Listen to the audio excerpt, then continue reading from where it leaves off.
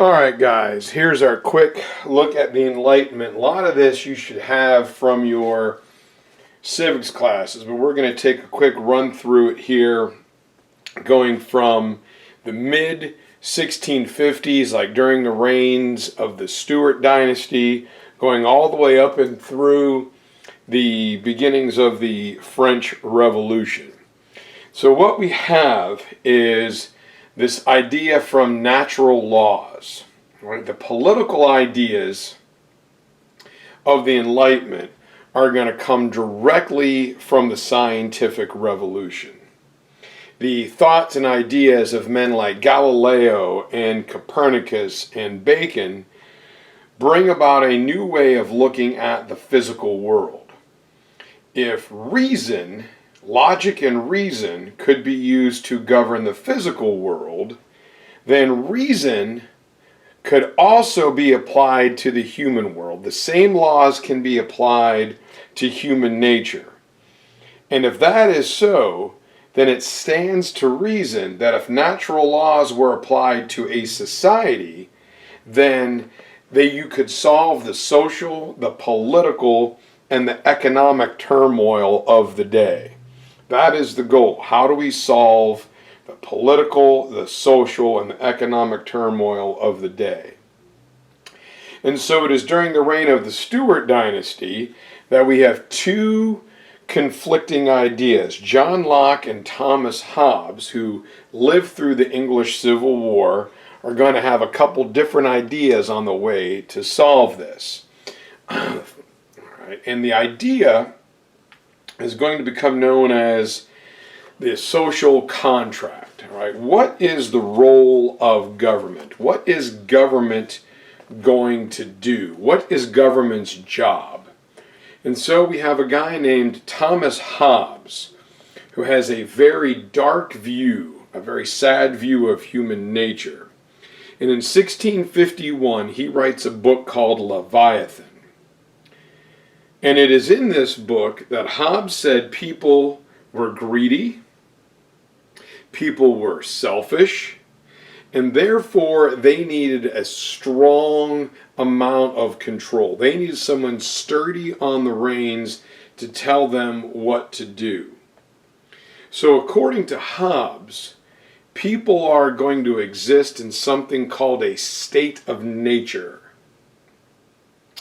And a state of nature, according to Hobbes, is an area where people are uncontrolled, like barbarians, and life would be, as he famously says, poor, nasty, brutish, and short.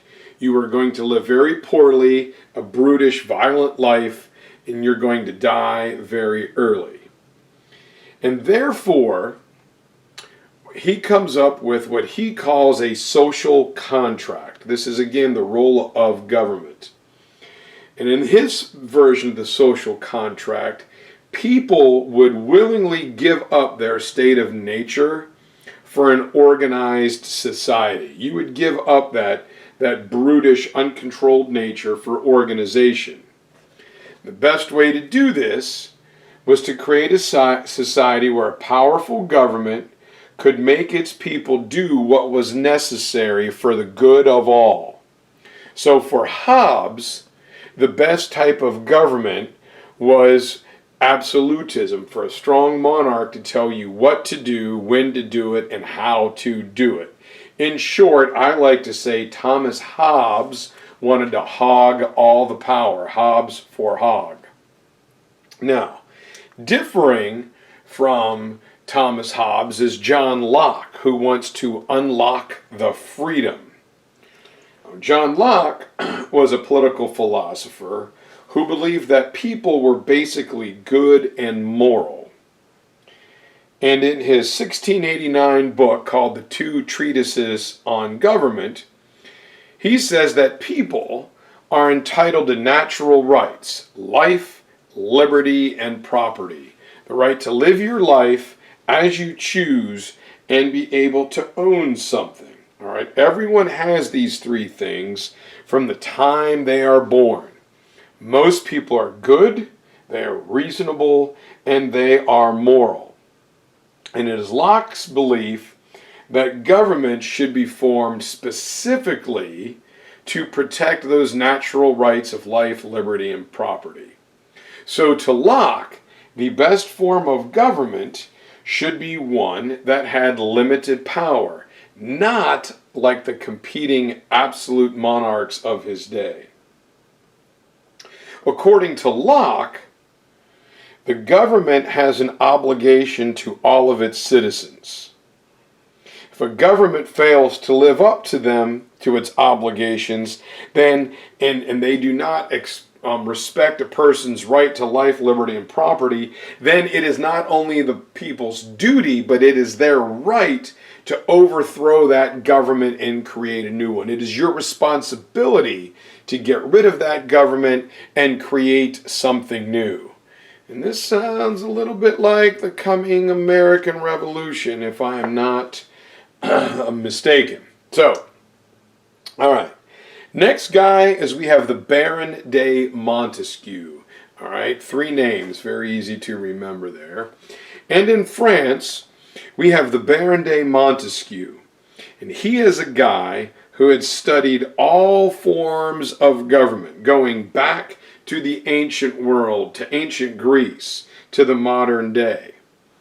And Montesquieu, very much like Locke, doesn't really like the idea of an absolute monarchy. So in 1748, he writes The Spirit of the Laws. And in here, Montesquieu is going to credit the British idea of a limited monarchy. Now keep in mind the deep British and French rivalry. So a French guy is saying, hey, these Englishmen have a pretty good idea here, so we should maybe sit up and take listen. But he liked how the British instituted what he considered to be 3 separate branches: the executive branch, the legislative branch, and the judicial branch. Think Baron de Montesquieu, 3 branches. All right.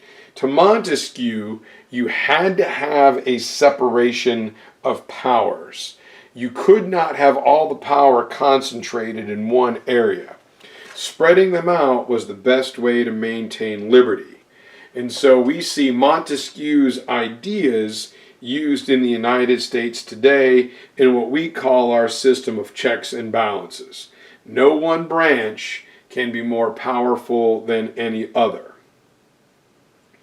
And so here is a guy coming up next that a lot of people have problems with in the modern day. Sorry about that there, guys. And that is the right of freedom of speech, coming from Francis Marie Arouet. And Francis's pen name was Voltaire. And Voltaire famously said that he lived to say what he thought, to have no filter. This is, what I think I'm going to say. And he was a very controversial figure in France. And so not to get into too much trouble, he uses a combination of fiction, very clever comedy, to kind of veil, but yet express his opinions at the same time. And he focused on the problems that everybody was fighting with. And he writes a famous book known as Candide. And Candide is published in 1759, where Voltaire specifically denounces governmental corruption, even though his good friend was the king. What? And he also didn't like the practice of the slave trade and religious exclusivism, where everyone's got to be Catholic, the Catholic Protestant wars. He didn't like these things. So his ideas, and people were out there looking for him, not only anger the Catholic Church, but the French monarchical government as well. So Voltaire winds up getting executed. People try and burn many of his books, but he just kept on going. It only made him angrier. And he believed in free speech so much that he defended it no matter how hard he was punished. He would say, I may not agree with what you are saying, but I will defend your right to say it to my death. So I don't have to agree with you. I may hate what you are saying, but I understand you have the right to say it. So he is dedicated to the freedom of speech, a lesson we could all learn from today. As today, if you don't agree with me, you're evil or some crazy thing like that. So, all right, crazy bald guy on the top left, that is your boy, very clearly. Thomas Hobbes hogging the power. John Locke here is unlocking the freedom. The Baron de Montesquieu is separating powers. And Voltaire, Francis Marie Arouet, says, hey man, say what you think. And they are followed up by a guy by the name of Denis Diderot. And Denis Diderot, think of him as, what did Denis write? What did Denis write? Denis Diderot publishes a 28-volume set of encyclopedias between 751 and 772. It took him a long time, like the old encyclopedias that we used before there was the internet. In these encyclopedias, he prints all the works of every political philosopher he could get his hands on, from Montesquieu to the differences between Hobbes and Locke to what Voltaire was saying. And this was Diderot's way to change the way people thought about government. His goal was to challenge the theory of divine right, especially in absolute monarchies. All right? You need to be able to think for yourself, so we need to print the word out there. And so the French government accused Diderot of eroding the morals of the people of France.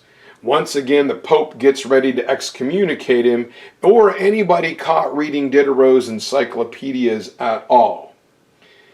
But, as is often the case, despite efforts to stop people from reading them, over 20,000 were printed. They couldn't get enough of them out there. And people read about the ideas of the Enlightenment, but also events happening across the sea in the British colonies as well. And this brings us to a new topic, or a new guy who also has three names, Jean-Jacques Rousseau, not to be confused with Baron de Montesquieu.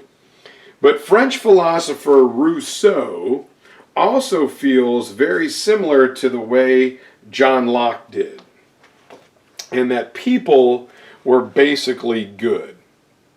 However, people were constantly being corrupted by society. There was always, you're being worn down, whether it was by the Kardashians or The Voice or TikTok or whatever, Mean Girls. There's always something trying to corrupt you.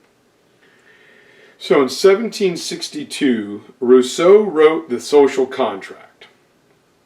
In it, he says that men are born free, and that it was society that constantly makes people change from good to bad. We are so oversensitized with social media and commercials and commercialism and trying to be a cool kid, we can't resist it.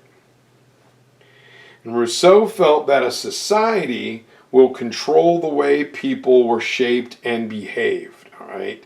It is the environment that we are around. And Rousseau says, as a result, some controls are necessary. There's got to be an amount of government control, a consenting form of government. But, and here's the big but it is a government that the people themselves choose for the common good. So we get to choose what we are doing, and based on our consent is how this government is going to run. These people will retain their freedoms because the government was chosen based on the will of the majority of the people. You're not going to make everybody happy, but it's based on the will of the majority. Common good should win. So unlike Locke, Rousseau believed that one should aim for the good of the community rather than the good of the individual. And if you rewind this all the way back, Jean-Jacques Rousseau is very similar to Plato, who said people should subordinate themselves to the will of their community. John Locke is more Aristotle. The government exists to help out the people. So, here we are going to get some revolutions that are going to reshape the world. But very quickly, got to talk about some other things that are going to come in here. To a lot of people, the free and equal ideas of the Enlightenment applied to men, not to women. But some people said that women should also have some natural rights. And if they did, they should be much more limited in scope than they were for men. So women should have some rights, but not all the ones that guys do. And then in the 1750s, a small number of people began to argue against this. And this is a question from your reading guide.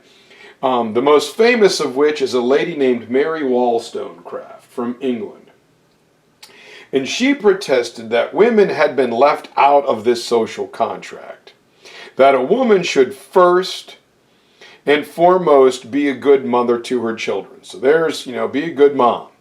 However, a woman should also be able to think for herself and make her own decisions.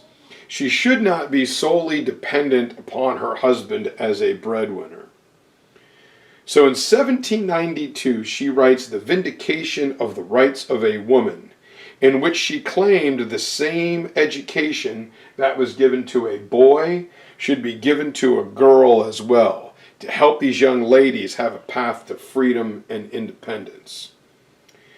And this is going to kick in a new economic thought. We talked a little bit about it, known as laissez-faire.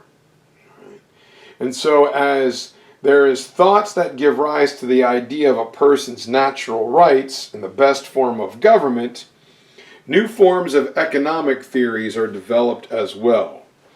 One idea of economic thought that gains attention in the 1750s is laissez-faire, simply meaning that business and economic enterprise should be allowed to operate with no governmental interference. And this idea was the complete opposite of the ideas of mercantilism, the transatlantic economy in which Europeans were running at this time. In mercantilism,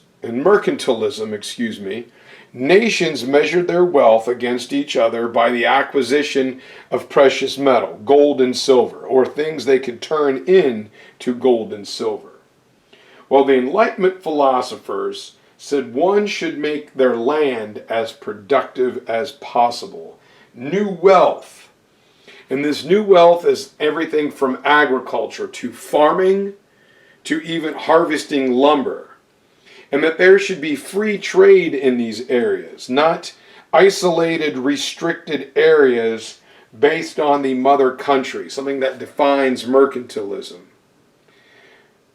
Philosophers of the Enlightenment said, open up these colonies, let them share resources, this will make even more money. And in 1776, Adam Smith, and we'll talk about this more later, will write The Wealth of Nations. And what he describes as what he calls a free market system, which is a national economy that is subjected or governed by the rules of supply and demand.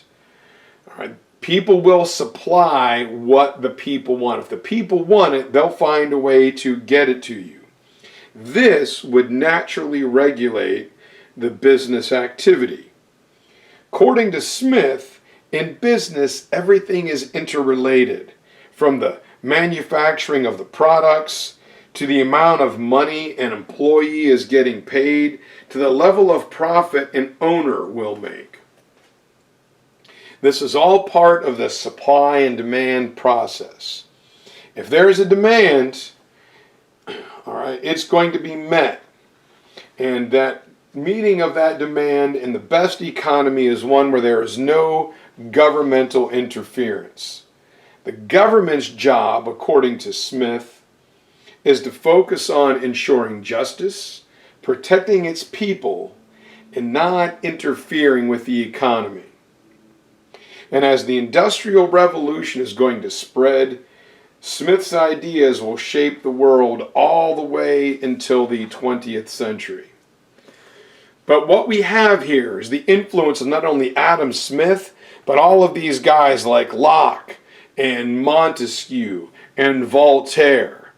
And that's going to kick in a 50-year period from 1776 to 1824, where revolutions will reshape the world. It will start in the United States, it will head over to France, and then boomerang back to the Americas. And there's problems in France as the French and Indian War is going to leave King Louis XVI broke. And France is prosperous, but cannot adequately collect its taxes, so efforts at reforms fail. And then coming on the idea of what happened in the United States, France is about to have all kinds of problems. Several revolutions are going to occur throughout the European colonies. And as a result, North and South America are going to reshape the political landscape of the entire world. And so, real quick U.S. history lesson here. When the French and Indian War ends in 1763, there is a lot of tension and anger between the colonies in America and in its home country of England, between Great Britain and the United States, there.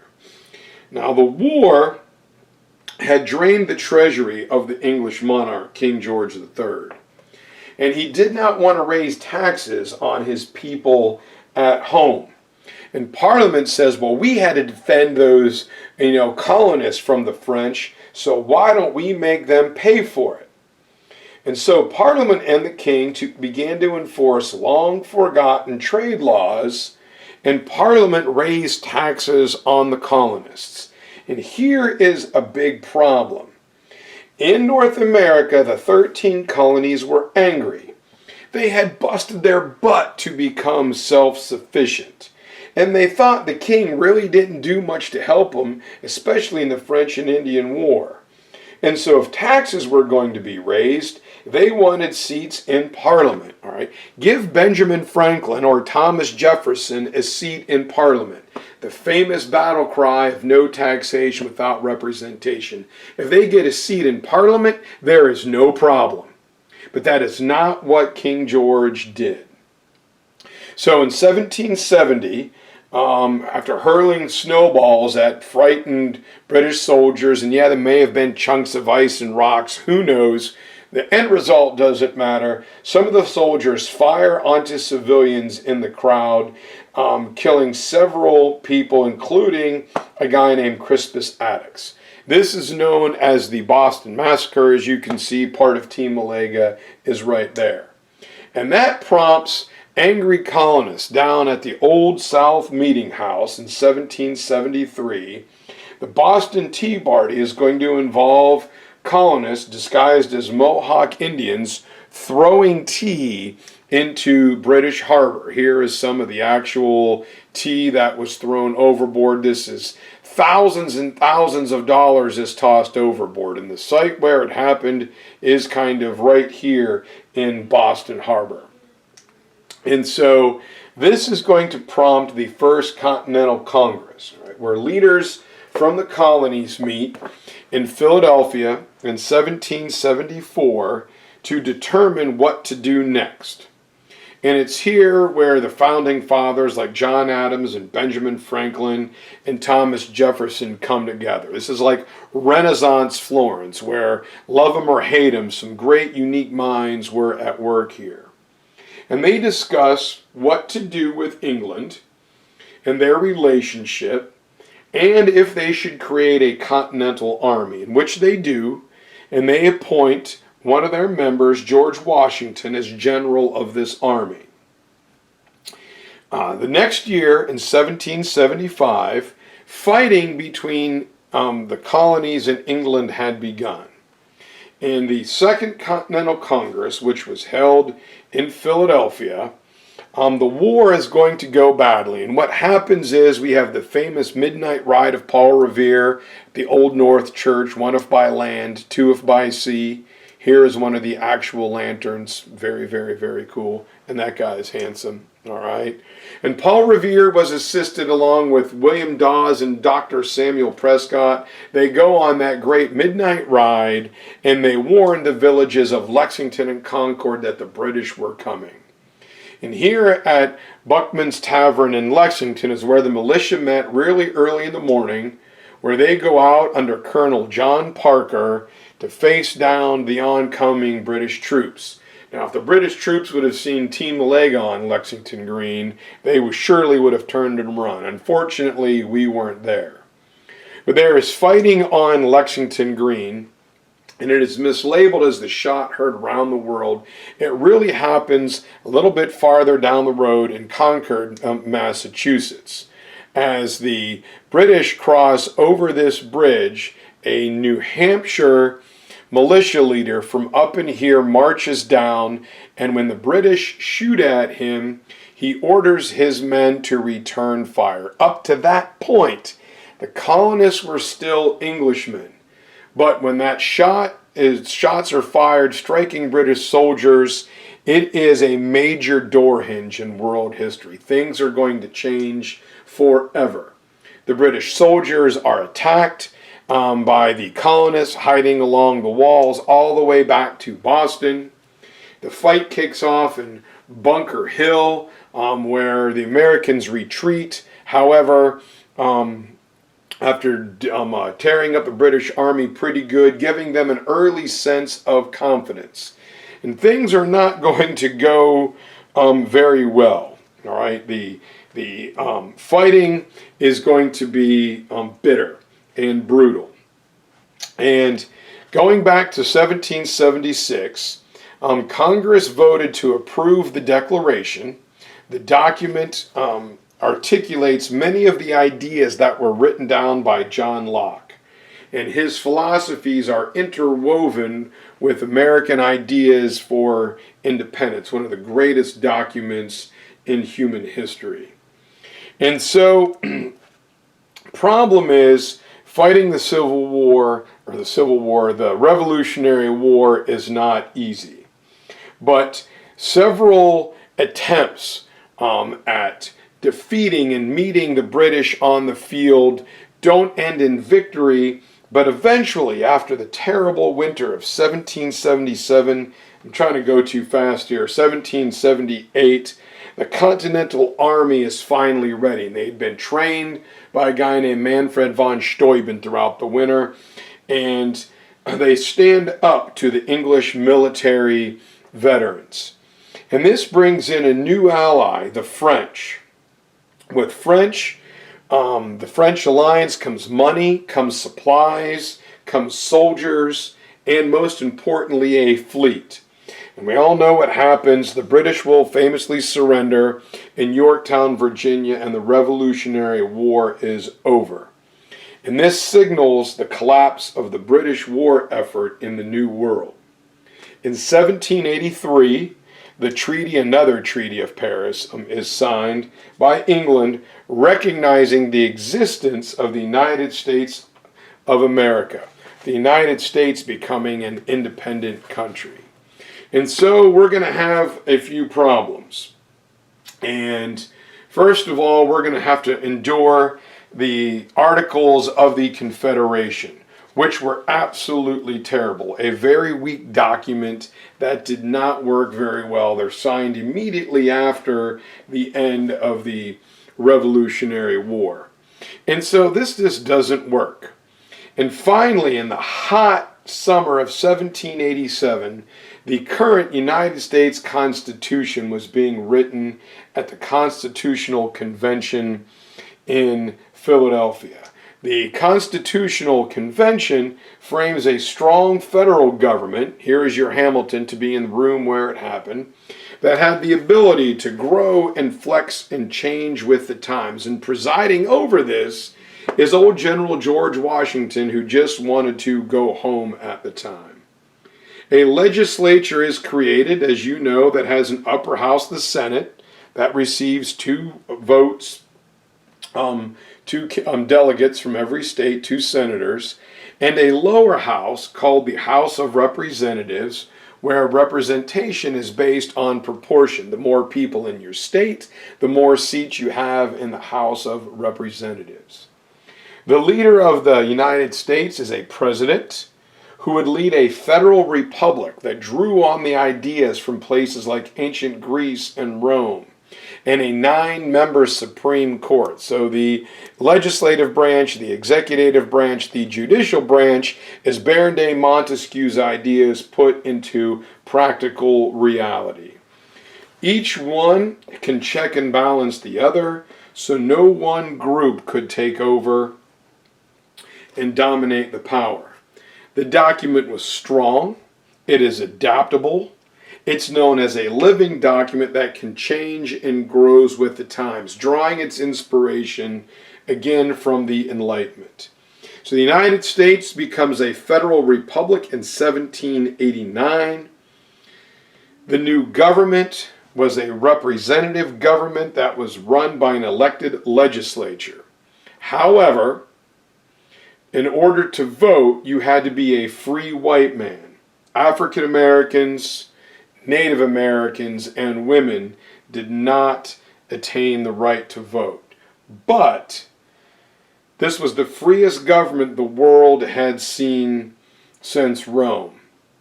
And also written at this time is the Bill of Rights, the first 10 amendments that spell out things like freedom of religion, freedom of the press, freedom of speech, going back to Voltaire, and many ideas that come directly from the Enlightenment. And so while the United States Revolution works, that leads us to the French Revolution, which is a whole heaping mess. Sorry I got kind of sidetracked there at the end about the U.S. Revolution. I'm trying to skip details, and there's some construction going on that's distracting me. Sorry guys, we'll see you soon.